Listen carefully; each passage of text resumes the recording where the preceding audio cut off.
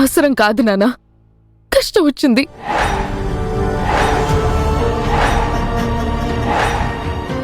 College fee కూడా కట్టుకోలేని దిక్కులేని పరిస్థితి అయింది నాది.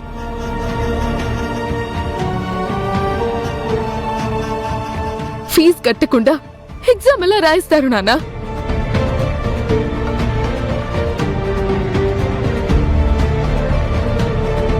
ఫీజు కట్టలేదా? ఏవండి?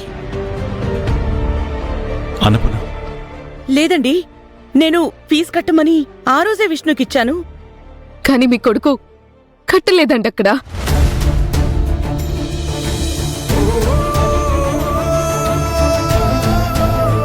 మా అమ్మంటే మీకు నచ్చదు, నేనంటే వాడికి నచ్చదు.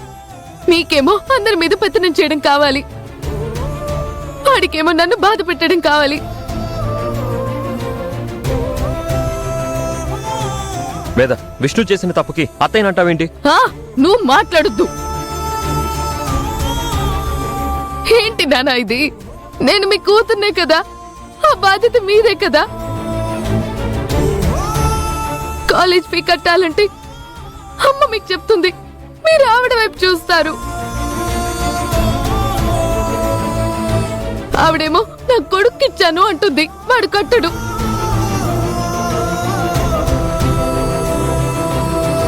ఏం జరుగుతుంది నానా? ఎలా కనబడుతున్నాం మేము అసలు?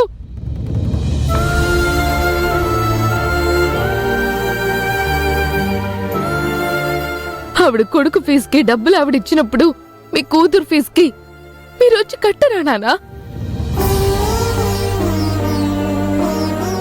దీనికి ఆవిడ రికమెండేషన్ ఇంతమంది మధ్యవర్తులు కావాలా నానా? వేదా, అవునమ్మా. ఈవిడేమన్నా అంటే వీళ్ళందరికీ కోపం వస్తుంది, నాన్నేమన్నా అంటే నీ కోపం వస్తుంది. నాకెవరి మీద కోపం రావట్లేదమ్మా, బాధ వేస్తుంది. నా పరిస్థితి చూసి నా మీద నాకే జాలేస్తుంది.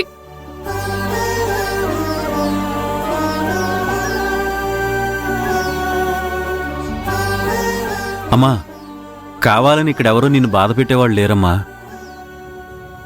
ఎవరు ఏమనుకొని చేసినా ఫలితం మాత్రం నేనే అనుభవిస్తున్నానంజీ.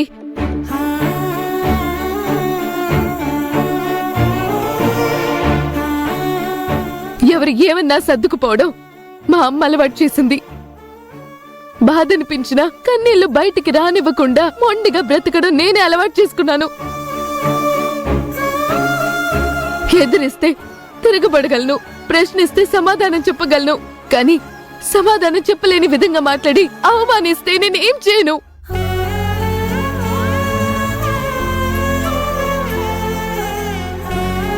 వాళ్ళు ఫీజులు కడితే కాని బ్రతకలేని బ్రతుకులు మావంట, వాళ్ళు సరుకులు పంపిస్తే కాని తినలేని బ్రతుకు మాదంట. మా అమ్మ మా నాన్నకి సెకండ్ వైఫ్ అంట, కాబట్టి సెకండ్ ప్రయారిటీ అంటే ఏం సమాధానం చెప్పాలమ్మా నేను?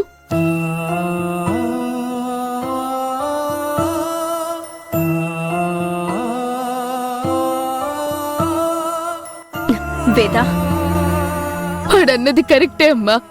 ఫస్ట్ ప్రయారిటీ వాడికి కాబట్టే వాడి చేతికి డబ్బిచ్చారు. నేను సెకండ్ ప్రయారిటీ కాబట్టి నాకు అవమానాలు ఇచ్చారు, అంతే. విష్ణు అంత మాట అన్నాడా? తను అన్నాడో మీరు అనిపించారో నాకు తెలీదు. అయినా నేనేం మీ కొడుకు మీద కంప్లైంట్ చేయడానికి మాట్లాడడం లేదు. ఇంకా ఇలాంటి అవమానాలు భరించడం నా వల్ల కాదు. ఒకరి దయ దాక్షిణ్యాల మీద బ్రతకాల్సిన అవసరం నాకు లేదు.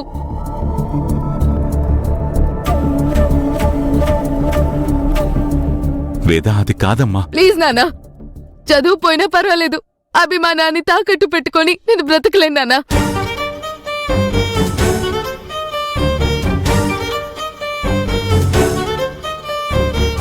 మీ రక్తం నాది, అది నేర్పలేదు నాకు.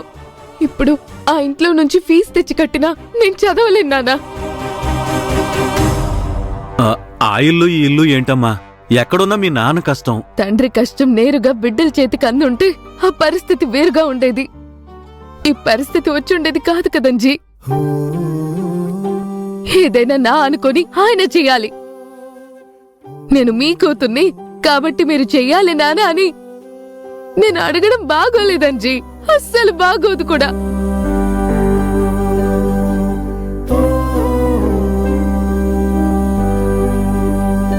మాట్లాడుతున్నందుకు నన్ను క్షమించండి నాన్న.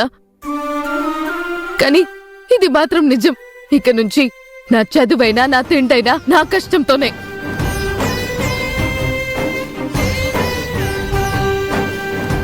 నా కాళ్ళ మీద నేను నిలబడి మమ్మల్ని మేం నిలబెట్టుకుంటాం అంతే.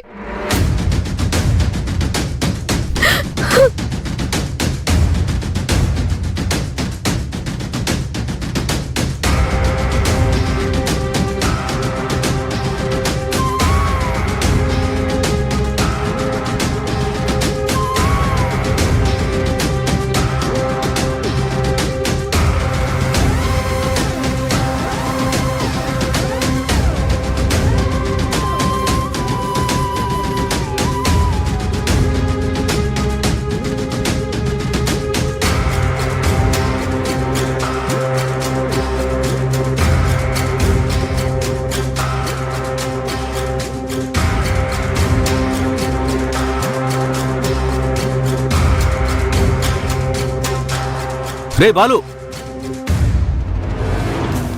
రే రే రే రే, ఏంట్రా ఎక్కడికి వెళ్తున్నావు? వేదాన్ని ఇంత అవమానించిన విష్ణుగాడితో మాట్లాడాలి మావా. నువ్వెవడవురా వేద గురించి వాడితో మాట్లాడటానికి? వేదాకు అవమానం జరిగితే నీకేంటి?